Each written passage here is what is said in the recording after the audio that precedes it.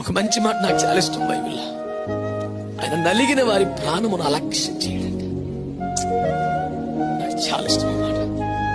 అన్యాయంగా నిందలు, అవమానాలు, వేదనలు, బాధలు, పోరాటాలు నలిగిపోయావు చూడు. నీకు ఇంకే స్పెషల్ క్వాలిటీ అక్కర్లేదు బిడ్డ. నీ నలిగిన నీ జీవితమే. దేవుని నిర్లక్ష్యం చేయలేడు. ఆయన స్వభావం అది కాదు.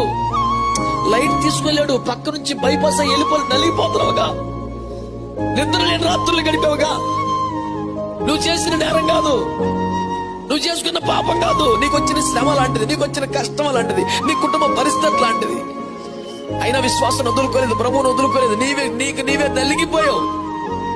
ప్రభువును వదిలిపెట్టి లోకంలోకి వెళ్ళవు. ప్రభువును సంతోషపరిచే స్థాయికి రాలేకపోతున్నావు.